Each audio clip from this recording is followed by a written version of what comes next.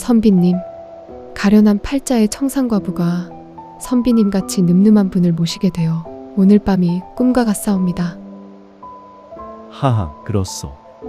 겨울 나그네 길에 군불집힌 초가를 만난 것도 행운이거늘 어여쁜 여인에게 이 같은 환대를 받다니 나 또한 꿈과 같소. 가만히 있자. 눈 내리는 밤에 꿈같은 정이라 술잔에 취기가 오르니 내 시 한 수를 지어보겠소. 화설 만공락이요 꽃같은 눈송이 하늘 가득 흩날리고 유인 대가인이라 그윽한 산에는 고운 이와 마주 앉았네. 좌어 여제몽에 마주 앉아 나누는 말결이 꿈속과도 같으니 일잔 난심춘이로다. 술 한 잔 온기 속에 내 마음은 벌써 봄이로다.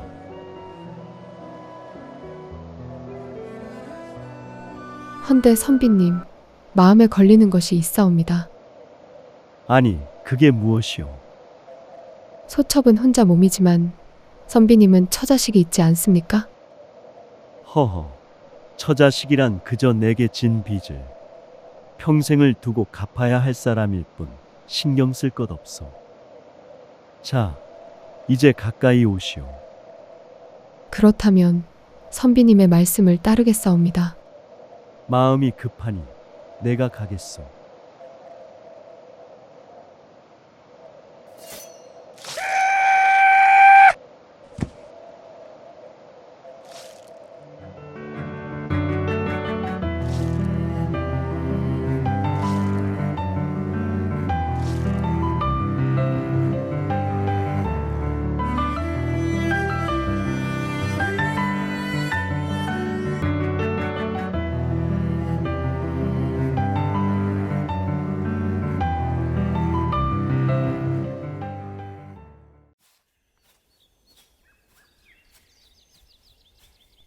도련님, 왜 그러느냐? 봄볕은 따뜻하고 가을볕은 시원하지요. 그래, 그렇지. 또한 하늘에서 뿌려주는 비는 농사 짓는데 꼭 필요할 뿐 아니라 온유월의 더위도 식혀주지요. 뭐, 그렇지. 하여 소인은 옆에서 도련님을 지켜드릴 수만 있다면 종일 걸어 다리가 후들거려도 비를 맞아 온몸이 흠뻑 젖어버려도 다 견딜 수 있습니다. 그러냐? 고맙구나. 헌데 아무리 그렇더라도 온유월 땡볕 더위는 도저히 못 견디겠습니다. 목이 바싹바싹 마르고 머리털이 타들어가며 온몸이 불덩이같이 뜨거워지더니 아까부터 돌아가신 조상님께서 자꾸 말을 거십니다. 이대로라면 더 이상 도련님을 지켜드릴 수가 없을 것 같습니다. 그거 큰일이구나. 가까운 민가를 찾으면 바로 들어갈 것이니 조상님이 묻는 말에 절대 답을 하지 말고 조금만 버티거라. 길동이가 조선의 계절에 빗대어 정성스럽게 불만을 말하자 강태백은 얼른 말뜻을 알아듣고 가장 가까운 마을로 목적지를 틀었습니다. 조금 걸으니 민가가 가까운지 나무꾼이 보여 강태백이 말을 걸었죠. 이보시오. 지나가는 나그네오만 근처에 쉬어갈 주막이나 민가가 있어? 예, 이곳은 여우골이라는 마을입니다. 작은 산골 마을이라 몇 집 살지는 않지만 과거 보러 가시는 양반님들이 거쳐가는 골짜기라 작은 주막이 있긴 합니다요. 다행이오. 주막 가는 길을 좀 알려주시오. 저쪽으로 가다 보면 마을 초입에 우물이 있고 우물을 지나 초가집 세 채를 지나면 거기가 주막입니다. 자세히 알려줘서 고맙소. 헌데 나리, 여기가 왜 여우골인지 아십니까? 뭐, 여우가 많이 살아서가 아니겠어? 맞습니다. 헌데 낮에는 영락없는 여우의 모습이고 밤이 되면 어여쁜 여인으로 둔갑하는 여우입니다. 하여 과거 보러 가시는 양반님들이 여우한테 홀려서 흔적도 없이 사라진 적이 한두 번이 아닙니다요. 나리도 부디 조심하십시오. 그런 여우가 있다면 나무꾼은 어찌 혼자서 숲속을 돌아다니는 것이요? 밭대기 하나 없는 소인 같은 사람이야 여우한테 홀려 죽으나 굶어 죽으나 죽는 건 매한가지입니다. 그리고 여우가 밤에만 둔갑한다고 하니 낮에 나무를 하는 것이지요. 말하다 보니 더 소름 끼치네. 그럼 소희는 이만. 나무꾼은 여우 생각에 오금이 저린 듯 발걸음을 재촉했습니다. 이때 길동이가 다급하게 말했죠. 도련님, 5, 6월에 더운 게 당연한데 소인이 너무 호들갑을 떨었지요. 여우골은 들르지 마시고 그냥 다음 마을로 향하는 게 좋겠습니다. 그러기에는 늦은 것 같구나. 이미 해가 기울기 시작했으니. 하여 강태백과 길동이는 하는 수 없이 여우골의 주막으로 향했습니다. 그런데 길동이가 웬일로 저녁밥도 마다하고 자리에 눕고 말았죠. 길동이는 낯빛이 붉고 입이 바싹 말랐으며 몸이 불덩이같이 뜨거웠습니다. 아이고, 길동이 죽네. 늘 건강하고 씩씩하던 길동이가 나 죽겠다 하며 앓는 소리를 내자 강태백은 몹시 걱정이 되었습니다. 길동아, 너 정말 많이 아픈 것이냐? 아니, 그럼 소인이 아프지도 않은데 밥을 마다하겠습니까? 그건 그렇구나.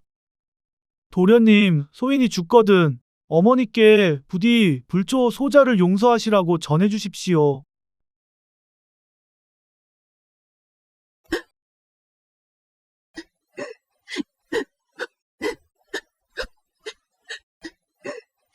아니, 길동아, 너 왜 그러느냐?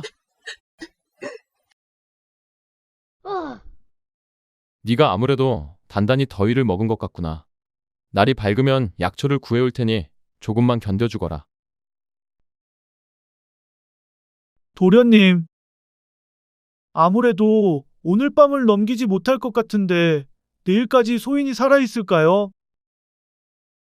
길동이가 중간중간 나 죽겠다고 소리치던 밤이 지나고 다음 날이 밝았습니다. 강태백이 주모에게 물었죠. 이보시오 주모, 내 일행이 더위를 먹어 사경을 헤매고 있으니 가장 가까운 약방을 알려주시오. 하이고 나리, 이곳은 산골짜기 마을이라 약방이 있는 마을까지는 걸어서 서너 날은 걸립니다요. 그렇게나.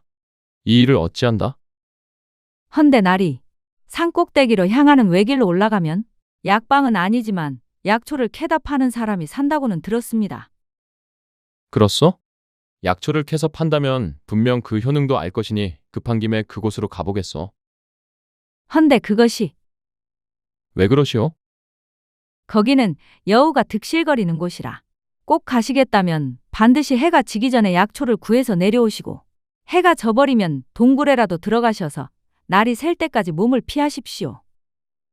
이러한 주모의 당부에 강태백은 적잖게 겁이 났지만 해가 지기 전에 약초를 꼭 구하리라 마음먹었죠.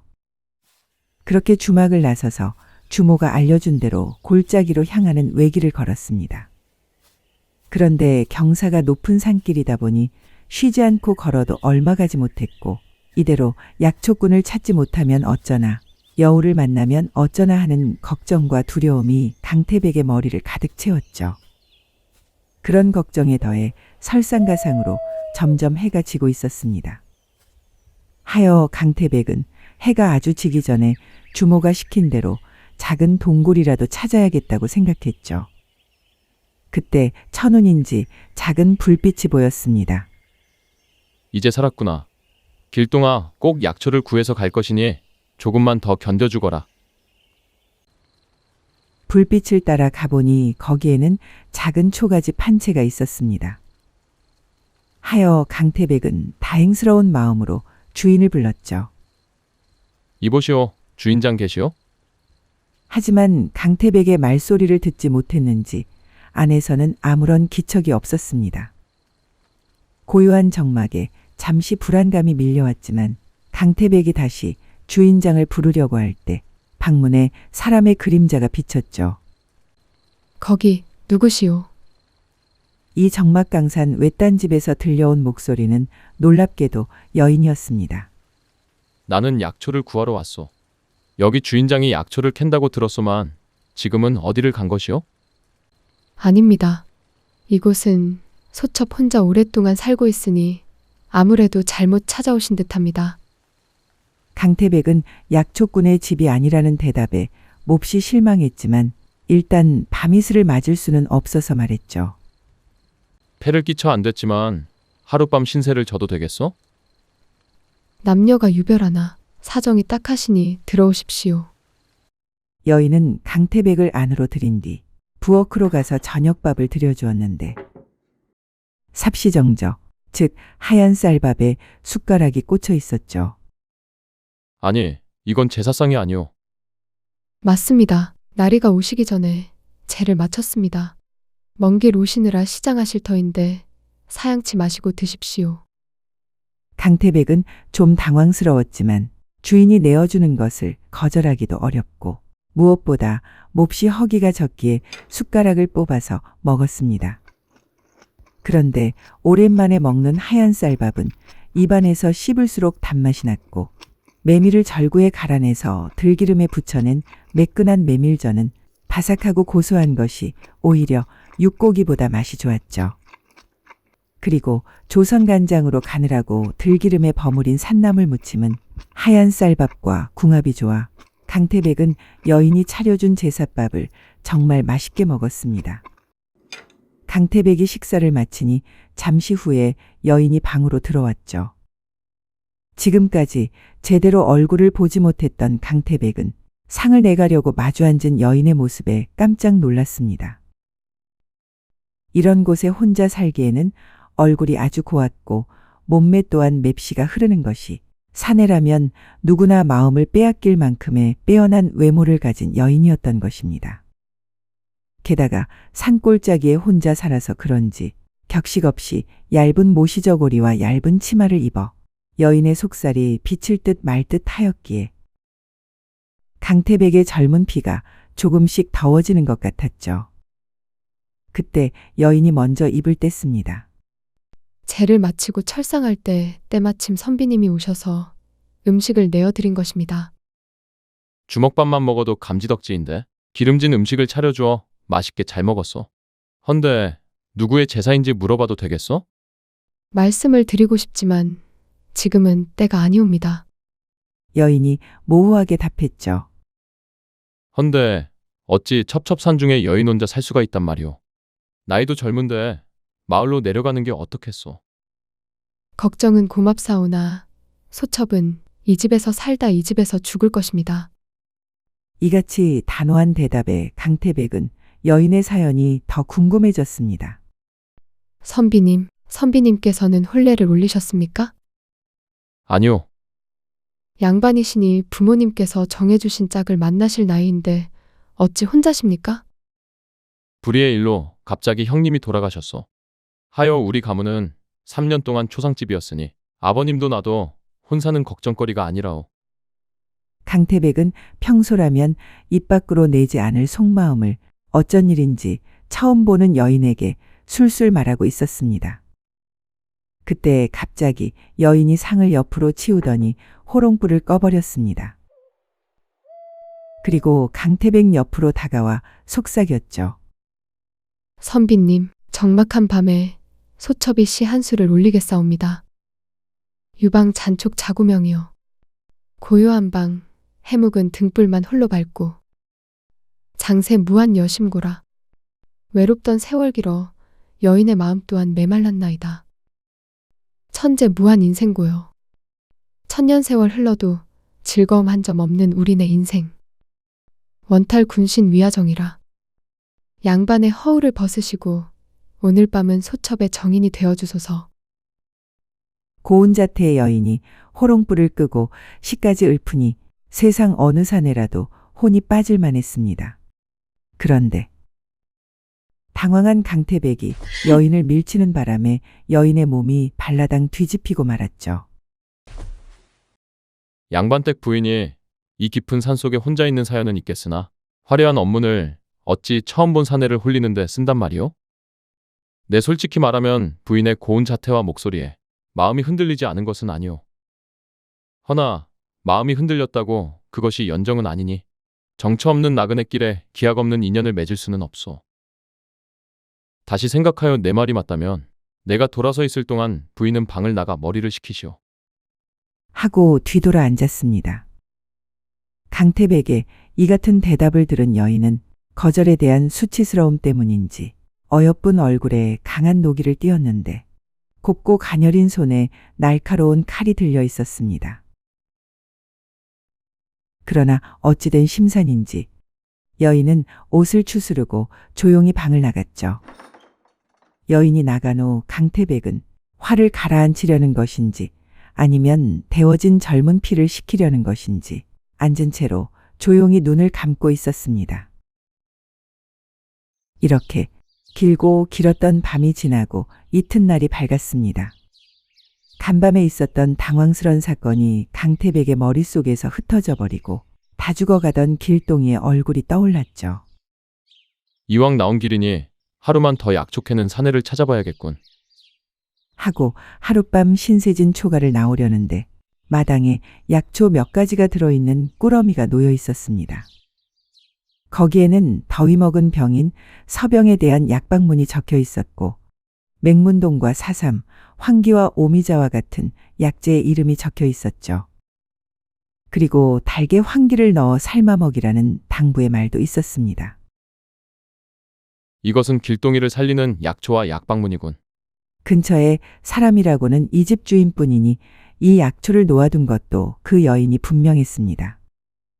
강태백은 감사를 표하고 싶었지만 집이 텅 비어 마음을 전할 수 없었죠.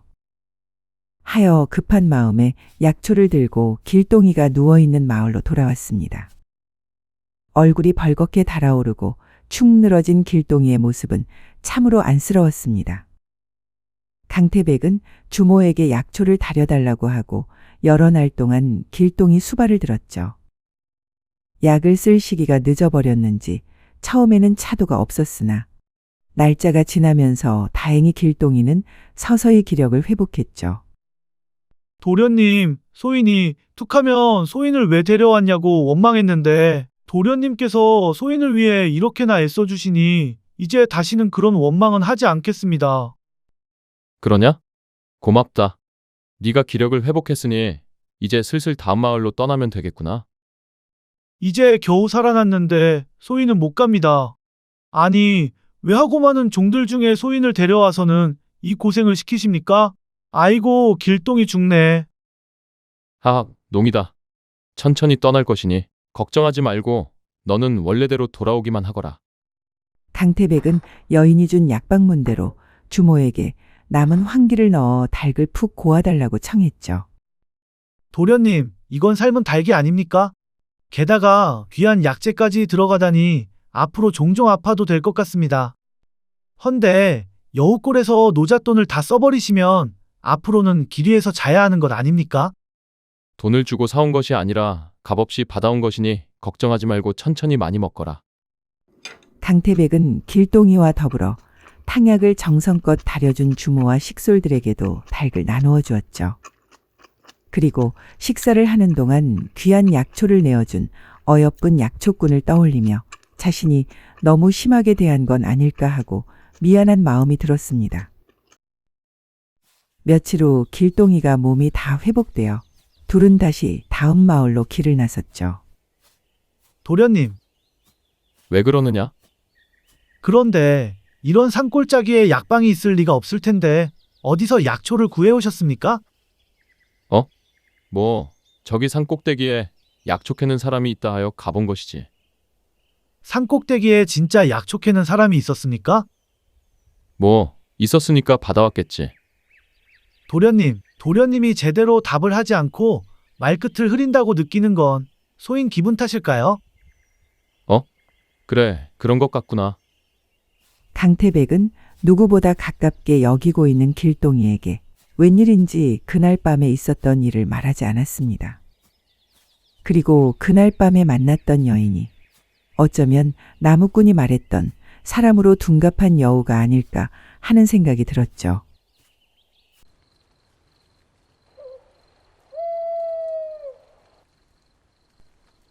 종을 살리기 위해 약초를 구하러 오신 선비님. 선비님께 벼슬 높은 집안으로 시집간 한 여인에 대한 이야기를 하겠습니다. 여인은 용모 단정하고 풍채 좋은 서방님과 꿈같이 좋은 시절을 보냈고 어여쁜 딸도 얻었습니다. 그런데 어느 날 서방님이 기방을 드나들며 여우같이 생긴 첩을 들였지요. 하지만 그것은 조선의 여인이라면 감내해야 할 일이기에 받아들이고 살았습니다. 헌데 첩년이 아들을 낳은 뒤 안주인이 되고 싶었던지 본처와 딸의 밥에 독약을 넣으려 한다는 걸 알게 되었습니다. 하여 여인은 딸을 살리고 싶어 그 아이를 데리고 깊은 산속으로 도망을 나왔습니다. 헌데 하늘도 무심하지 얼마 지나지 않아 어린 딸이 병을 얻어 그만 죽고 말았습니다. 그리고 선비님이 다녀가신 날이 바로 그 아이의 제사였지요. 여인은 마치 강태백이 앞에 있는 듯이 허공에 대고 이야기를 하다가 잠시 말을 멈추고 눈물을 흘렸습니다. 그러다 한참 후 다시 말을 이어갔죠.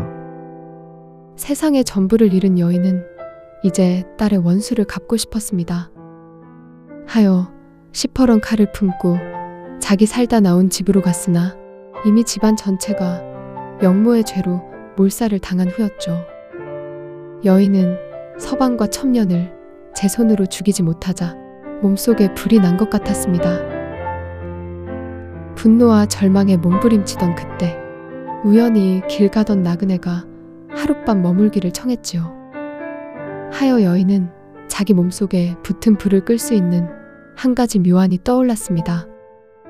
그것은 바로 여인의 수작에 넘어가는 사내들의 숨통을 끊어놓는 것이었죠. 그 후로 약초꾼, 나무꾼, 과거 보러 가는 선비 등 여러 사내가 여인의 골짜기에 묵었는데 안타깝게도 살아서 나간 이는 한 사람도 없었습니다. 단 한 분, 선비님만 빼고요. 선비님, 살생에 길들여져 죽지도 살지도 못했던 여인의 지옥을 끝내주셔서 가슴 깊이 감up하고 감up하옵니다. 조선 팔도 여러 고개를 넘고 넘어 다시 대구로 무사히 귀환하실 때까지, 그리고 아주 먼 훗날 그리운 형님을 만날 때까지 부디 아무 탈 없이 강령하옵소서.